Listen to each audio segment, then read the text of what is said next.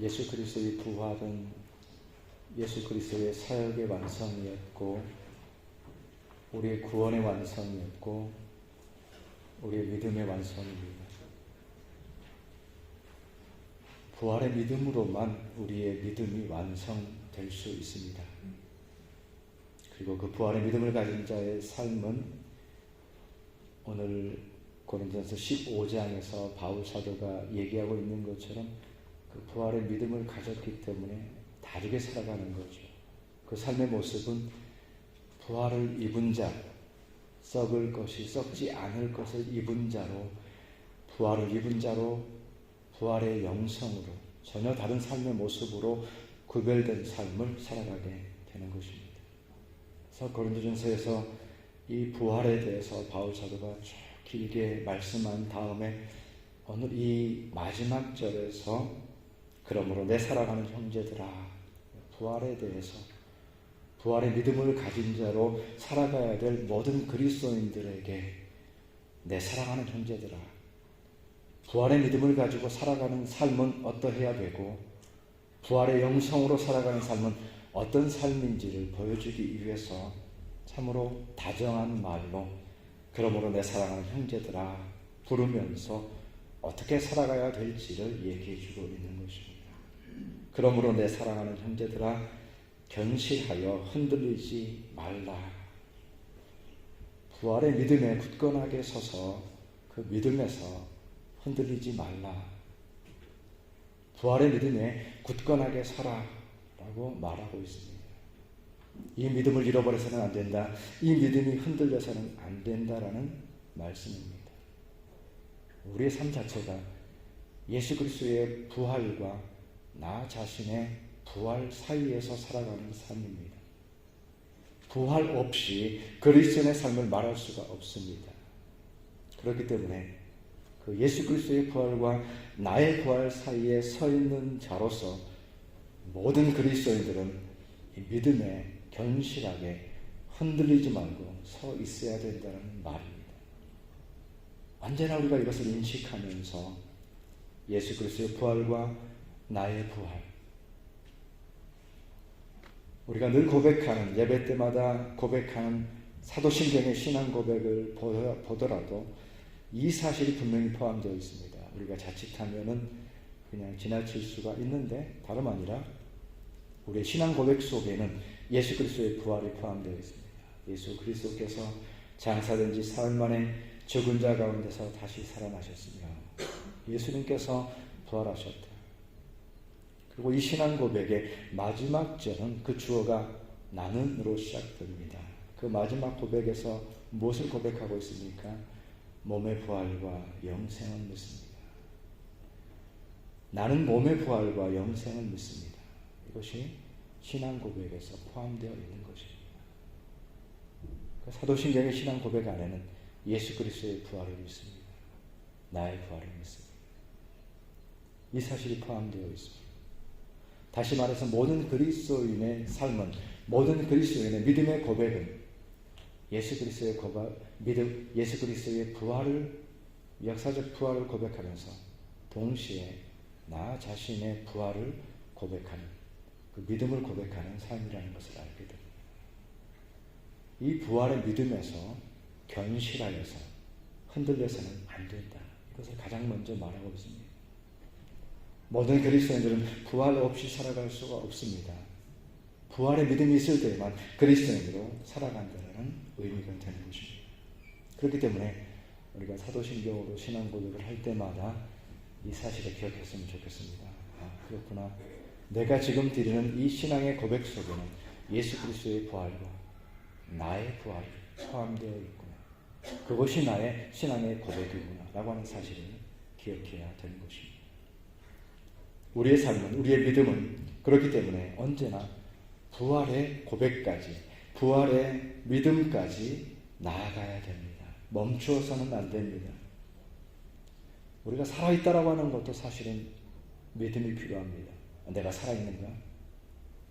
어떻게 우리가 증명한다고 할까요? 체험한다고 할까요?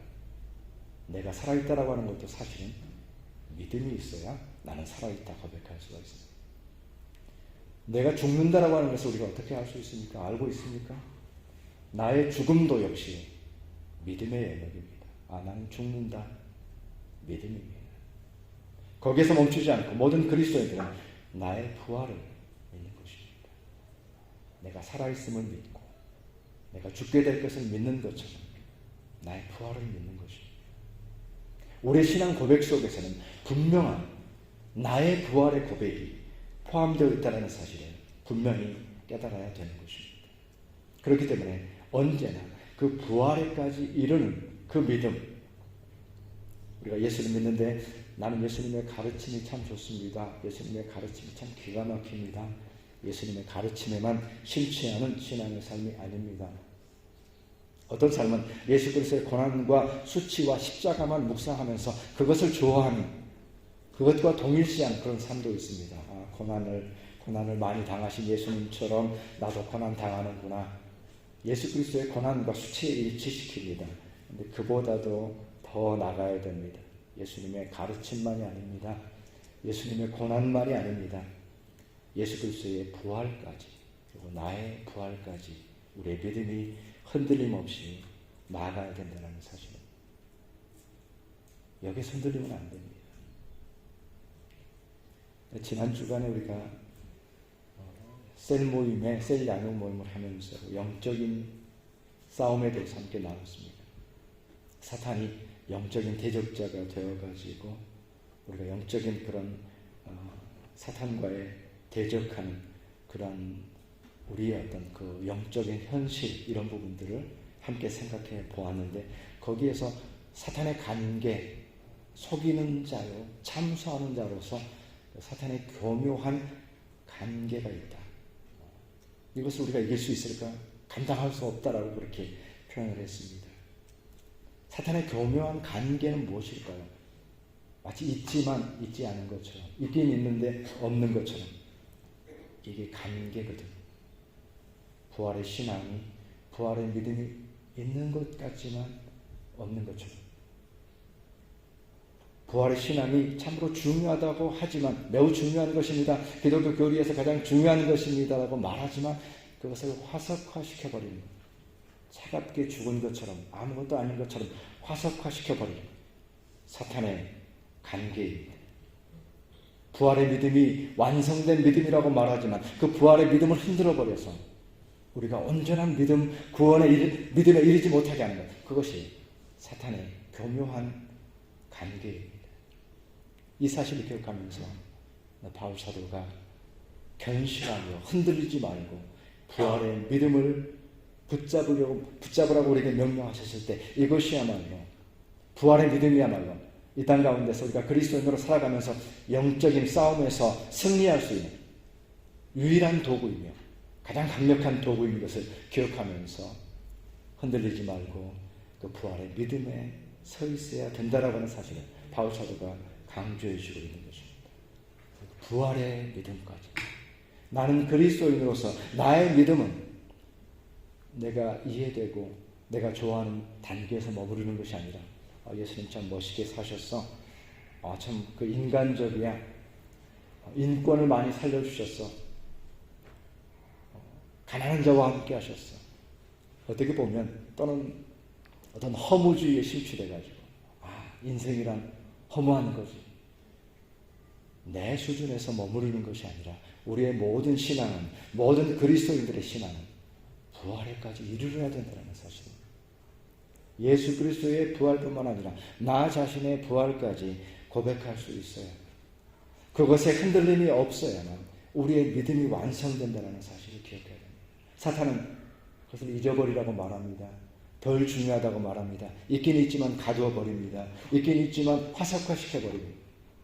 우리의 믿음은 예수 그리스도의 부활로서 견고해지고 완성되는 것입니다. 그 부활의 믿음을 가진 믿음의 형제들에게, 내 사랑하는 형제들아, 바울 사도가 이어서 얘기하는 것은 주의 일에 더욱 힘쓰는 자가 되라.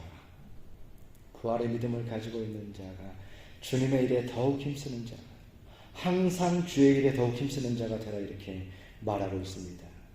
부활의 믿음을 굳건히 할 때에 주님의 일을 힘쓰게 된다라고 말하는데, 이것은 무엇보다도 가치의 문제를 얘기하고 있습니다. 부활의 믿음을 가졌기 때문에 이 땅에서의 모든 가치가 바뀌게 됩니다.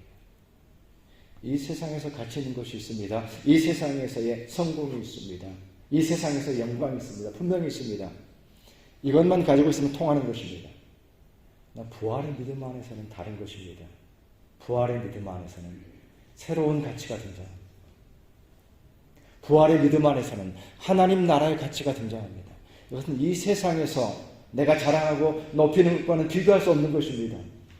부활의 신앙을 가진 자는 새로운 하나님 나라의 가치, 그래서 주님의 일이 무엇인지, 이 세상에서의 보상과 이 세상에서의 성공과는 전혀 상관없는 주님 나라의 가치, 주님의 일, 이 주님의 일에 힘을 쓰게 됩니다. 부활의 믿음이 없다고 한다면 내가 힘쓰는 일은 정해졌습니다. 노력하는 일은 정해졌습니다. 이 세상에서의 영광과 보상을 우리가 어떻게 하면 받을 수 있는가에 가치를 두고서 살아갑니다. 그러나 부활의 믿음을 가졌을 때는 새로운 가치가 등장하게 되고, 바울 사도가 요청하는 것처럼 항상 주의 일에 더욱 힘쓰는 자들이 되라 라고 하는 이러한 새로운 요청과 가치를 받아들이는 삶을 살아가게 되는 것입니다.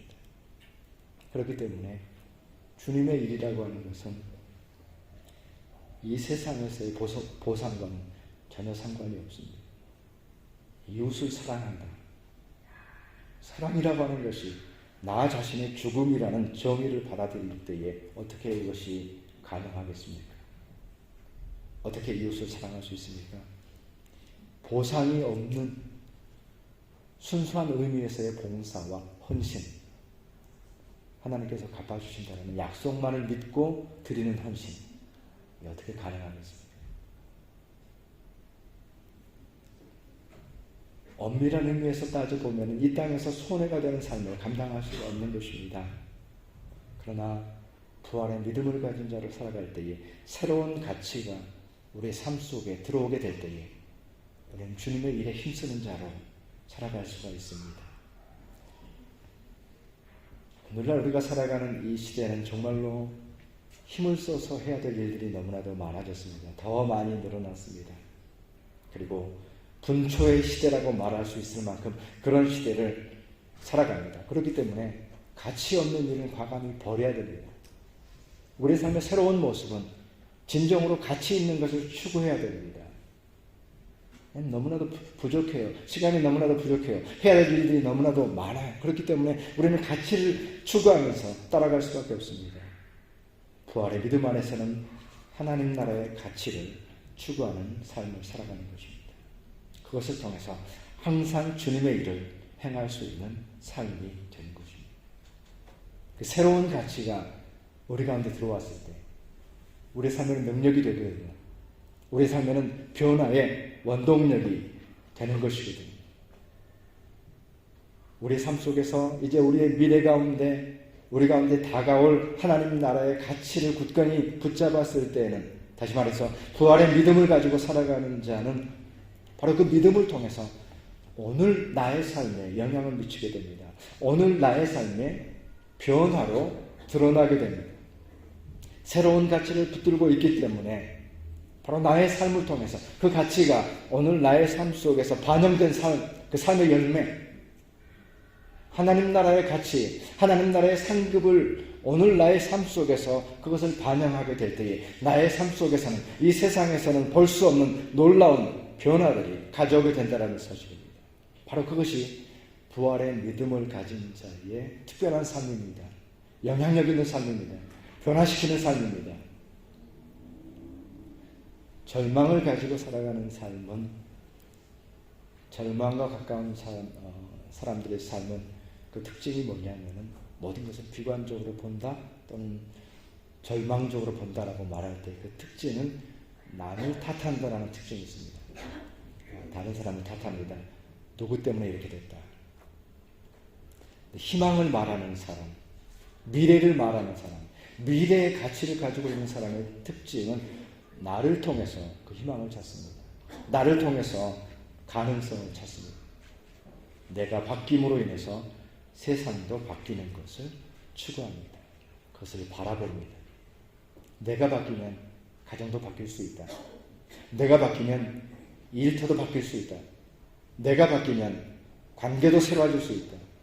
내가 바뀌면 새로운 성과가 드러날 것이다. 이것이 이제 미래의 가치를 오늘의 삶 속에서 바라보는 자의 특징입니다. 나를 통해서 내 안에서 희망을 찾는 것입니다. 절망하는 사람들은 언제나 다른 사람을 원망합니다. 다른 사람을 탓합니다. 미래의 가치가 우리의 삶 속에 들어왔을 때 우리의 삶은 새로운 희망을 가지고 무슨 일을 만나든지 참으로 그 가운데서 주님의 일이기 때문에 주님의 일 안에서 참으로 미래적인 주님 나라의 가치가 이 땅 가운데 실현되어지는 그러한 삶으로 살아가게 되는 것입니다. 그렇기 때문에 부활의 믿음을 가지고 살아가는 삶은 이 세상을 살아가는데 뭐 있는가? 뭐 힘써서 애써서 할 만한 일이 뭐가 있는가? 라고 그렇게 살아가지 않습니다. 부활의 가치의 믿음을 가지고 있는 삶은 더욱 주의 일에 항상 힘쓰는 자로 살아가는 이 바울 사도의 말씀과 같은 그러한 삶의 자세를 가지고 살아가게 되는 것입니다. 그렇기 때문에 우리 모두가 부활절을 지나가면서 부활절의 고백, 부활의 믿음을 우리의 것으로 삼으면서 우리 모든 우리의 삶 속에서 한번 돌아봤으면 좋겠습니다. 나는 부활절을 지나가면서 뭔가 새로운 것을 결단해야 합니다. 예수 그리스도의 부활의 믿음이 우리의 삶이 되었을 때에 우리의 삶 속에서는 새로운 변혁이, 새로운 열심이, 새로운 삶의 동기가 일어난다고 하였을 때 나는 2024년 부활절을 지나가면서 나는 무엇을 새롭게 결단하는가?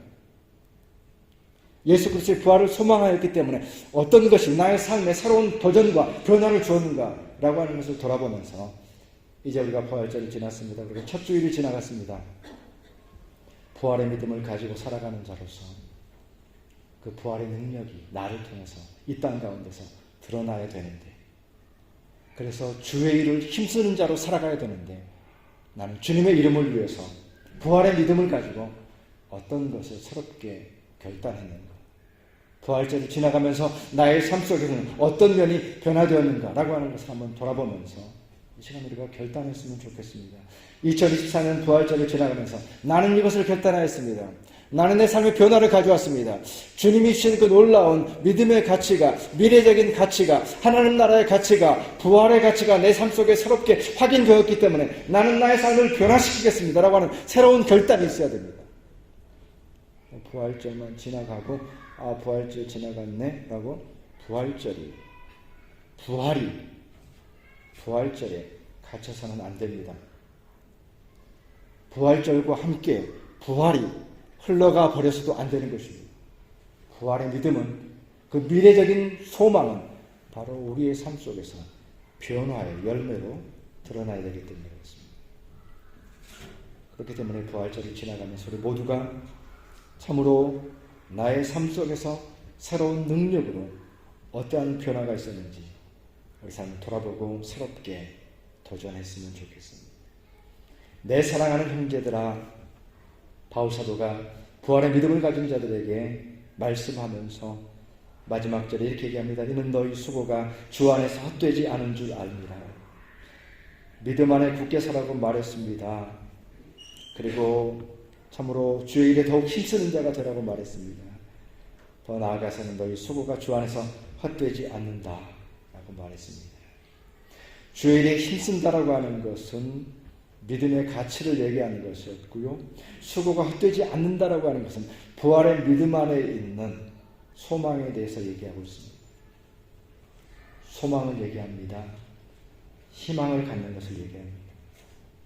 모든 믿음의 사람들은 희망을 가지고 살아갑니다. 모든 믿음의 사람들은, 부활의 믿음의 사람들은 소망을 얘기합니다. 언제나 소망찬 삶을 살아가고 있습니다. 미래가 밝습니다. 내일이 밝습니다. 영원히 승리합니다. 궁극적으로 승리합니다. 이것이 부활의 믿음입니다. 지금 나의 삶과 삶의 형편과 처지가 어떠할지라도 찬양에도 그런 내용이 나왔죠. 내가 연약할 때에도 주님이 함께 하신다. 주님이 도우신다. 역설적인 모습이죠. 내가 연약해져서 소망이 보이지 않습니다. 그 가운데서도 주님이 함께 하신다. 믿음의 자세인데 너희 수고가 헛되지 않는다라는 약속의 말씀을 통해서 하나님께서 우리에게 주시는 것은 소망입니다. 모든 그리스도인의 삶 가운데 깃들어야 될 소망이라고 하는 놀라운 가치입니다. 밝게 보는 것입니다. 다르게 보는 것입니다. 부활의 주님 안에서 살아가는 삶, 주 안에서 헛되지 않는다라고 말하고 있죠. 그 주 안에서의 주님은 부활하신 주님이기 때문에 예수 그리스도의 부활이 우리 삶 속에 참으로 소망으로 역사하는 것을 얘기하는 것입니다. 그래서 언제나 그리스도인은 소망을 가지고 살아갑니다. 소망이 우리 삶 속에서 특징으로 드러나게 되는 것입니다. 순전한 기독교라는 책에서 세 가지로 이 땅에서 우리가 즐거움과 행복을 어떻게 받아들일 것이냐, 또는 이 땅에서의 즐거움, 성공, 행복, 이것을 어떻게 받아들이는가를 세 가지로 구분을 해가지고 설명을 해주고 있습니다. 첫 번째는 뭐냐면 끊임없이 이 땅에서의 성공과 행복과 쾌락과 즐거움이 전부인 것처럼 계속해서 그것을 추구하는 삶이 있습니다. 계속해서 행복을 추구합니다. 계속해서 성공을 추구합니다. 계속해서 즐거움을 추구합니다. 근데 그 삶은 가서 봤더니 그것을 추구할 때는 그것이 최고인 줄 알았더니 그것을 갖고 나니까 이게 전부가 아니었네. 내가 생각했던 행복은 아니네 라고 깨달으면서 시들해집니다. 또 다른 목표를 세웁니다. 또 다른 즐거움과 쾌락을 쫓아갑니다. 그것을 끊임없이 추구하다가 결국 그것을 얻었을 때는 이거는 생각했던 것과 다르네 라고 하면서 계속해서 그러한 삶을 추구하는 삶의 유형이 첫 번째 유형이었습니다. 두 번째 유형이 있습니다. 두 번째 유형은 어떻게 얘기하냐면 지혜로운 절제자라고 표현된 사람입니다. 이 사람은 지혜가 있습니다. 내가 추구하는 것이 언제나 만족을 주는 것 같지만 그것만은 아니야 라고 하는 것을 아는 사람이죠. 조금 더 지혜로운 사람이죠. 이 세상을 향한 약간 허무주의적인 가치관을 가지고 있습니다.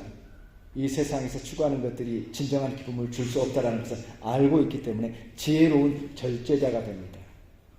그래서 절제합니다. 이거 추구해 봐야, 이거 쫓아가 봐야 진정한 만족이 없어. 절제하게 됩니다. 온전히 다가서지 않았지만, 온전히 성취해보지 않았지만 그 끝을 알게 됩니다. 경험해보지 않았지만 알고 있습니다. 그는 지혜로운 사람이죠. 지혜로운 절제자가 있습니다. 끊임없이 추구하지 않습니다. 끊임없는 그런 욕망을 추구하지 않습니다. 왜냐하면 그 끝을 알기 때문에. 이게 이 땅에서의 행복과 즐거움에 있어서의 두 번째 유형입니다. 그런데 이 책에서 얘기하고 있는 세 번째 유형은 그리스도인이 추구하는 것입니다. 그리스도인이 이 땅에서의 행복과 기쁨과 성공을, 승리를 어떻게 받아들이냐. 그리스도인은 그것은 하나의 그림자이다 이렇게 받아들입니다. 성경에서 그림자라 표현하고 있죠. 이 땅에서의 행복이라고 하는 것은 참 좋은 거야. 그거 부인할 필요는 없어. 그러나 온전한 것은 아니야. 이것은 그림자에 불과해. 진정한 기쁨과 진정한 승리라고 하는 것은 육체를 떠나서 내가 부활한 이후에 하나님 앞에서만 가능합니다. 우리가 드리는 찬양은 참으로 이 땅에서 기쁘고 감사하게 찬양하지만 진정한 찬양은 계시록의 찬양과 같이 하나님 보좌 앞에서, 어린 양 앞에서 우리가 드리는 찬양의 기쁨. 이 땅에서 드리는 것은 정말로 기쁘고 감사하지만 그것은 그림자에 불과한 거예요. 진정한 기쁨은 하나님 나라에 가는 거예요. 우리가 그것을 경험하게 될 거예요 라고 하는 소망으로 이어지는 것이죠. 이것이 그리스도인의 관점이라고 말하고 있습니다.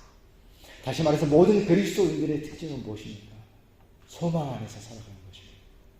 이 땅에서의 경험이 전부가 아닌 것입니다. 이 땅에서의 기쁨이 전부가 아닌 것입니다. 그때마다 우리는 생각합니다.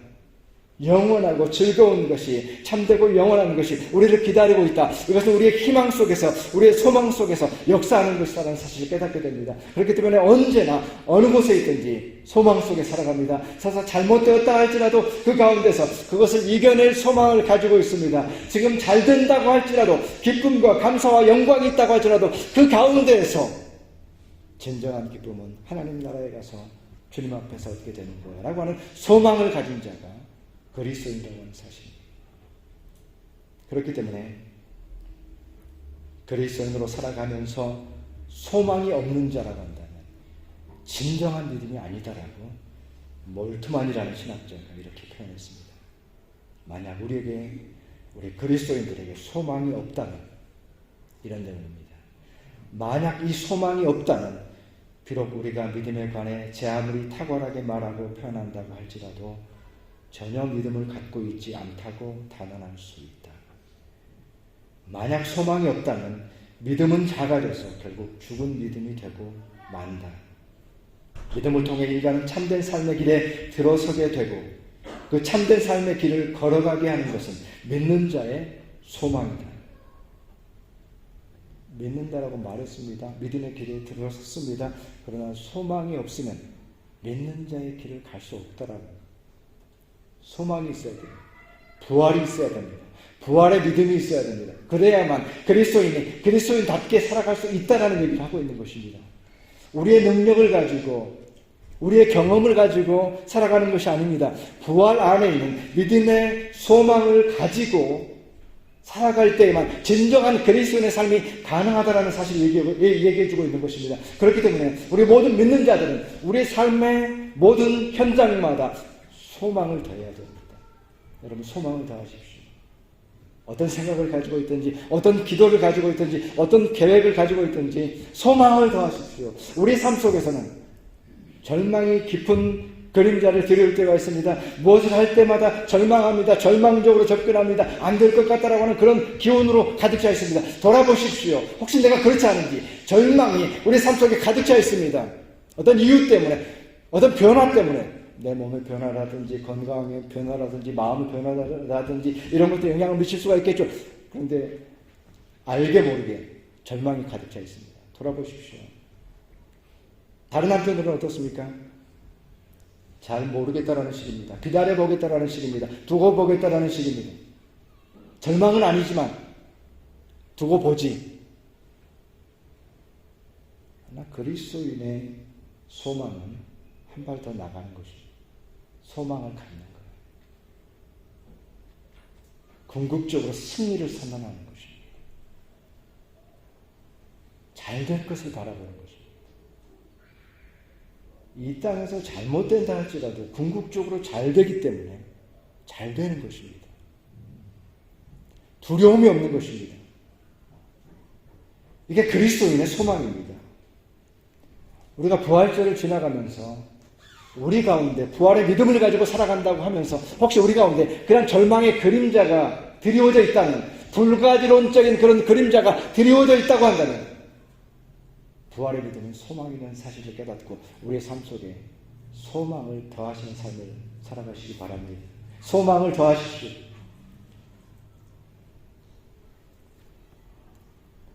주님 안에서 우리의 수고가 결코 헛되지 않다라고 약속하고 계십니다. 왜냐하면 부활하신 주님 안에 부활의 믿음을 갖는 자로 살아가고 있기 때문에 그렇습니다. 57절의 말씀에 우리 주 예수 그리스도로 말미암아 우리에게 승리를 주신 하나님께 감사하노니 라고 하는 고백 가운데서 흔들리지 않는 부활의 믿음 안에서 우리가 살아가게 될 때에 참으로 그 부활의 믿음 안에서만 성경이 우리에게 약속해 주고 있는 놀라운 약속이 우리의 것이 됩니다. 부활의 믿음 안에서만 그것이 우리의 것이 됩니다. 부활의 믿음 안에서만 그 약속한 승리가 우리의 것이 됩니다.